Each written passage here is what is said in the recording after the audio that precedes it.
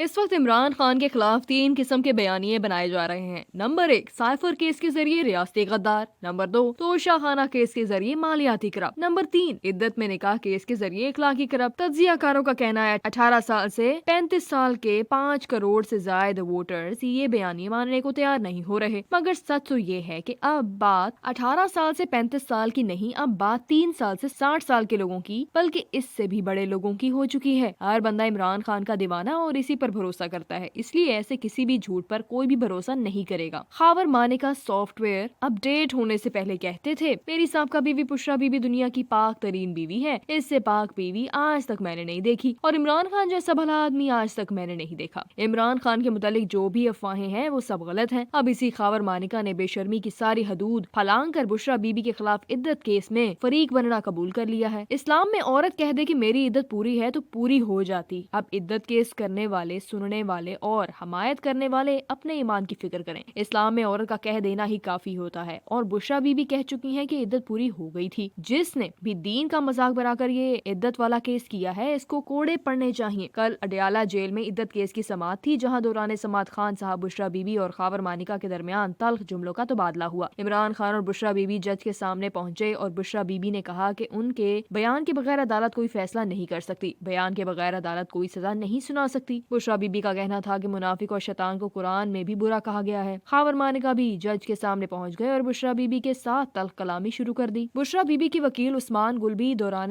جرا خاور مانیکا سے لڑ پڑے۔ وکیل عثمان گل نے خاور مانیکا کو مکہ مارنے کی بھی کوشش کی، کیونکہ خاور مانیکا جس طرح سے بشریٰ بی بی کی عزت اچھال رہا تھا، یہ سن کر کوئی بھی غیرت مند برداشت نہیں کر سکتا۔ عمران خان نے جج قدرت اللہ سے کہا کہ میں اور بشریٰ بی بی قرآن پاک پر حلف لینے کو تیار ہیں، خاور مانیکا بھی حلف لے۔ عمران خان نے عدالت کو بتایا بشریٰ بی بی کو نکاح کے دن دیکھا۔ خاور مانیکا نے عمران خان کو جواب دیا، تم جھوٹ بول رہے ہو، خدا سے ڈرو، میرا گھر تم نے برباد کر دیا۔ عمران خان نے خاور مانیکا سے قرآن پاک پر حلف لینے پر بار بار اصرار کیا۔ جج قدرت اللہ نے کہا کہ شکایت کنندہ خاور مانیکا سے قرآن پر حلف لینے کے بعد اس کا جرا کا حق ختم ہو جائے گا۔ عمران خان نے کہا کہ خاور مانیکا پر جرا ضروری ہے، حلف بھی کیا جائے اور جرا بھی ہی جائے۔ اس کے بعد حلف نہیں لیا گیا اور بشریٰ بی بی کے وکیل عثمان گل نے خاور مانیکا پر جرا شروع کر دی۔ جرا مکمل ہونے پر خان صاحب نے ایک مرتبہ پھر اپنے اور بشریٰ بی بی کے قرآن پر حلف کا مطالبہ کیا۔ عمران خان نے کہا کہ قرآن پر ہاتھ رکھ کر کہنا چاہتا ہوں کہ بشریٰ بی بی سے کبھی ناجائز تعلقات نہیں رہے، میں اپنی بیوی کو کلیئر کرنا چاہتا ہوں۔ اڈیالہ جیل میں بشریٰ بی بی نے پہلی مرتبہ صحافیوں سے گفتگو میں کہا کہ انسان خود گرفتاری کے لیے جیل آ گیا، اور کیا ہو سکتا ہے، میرے گھر کو سب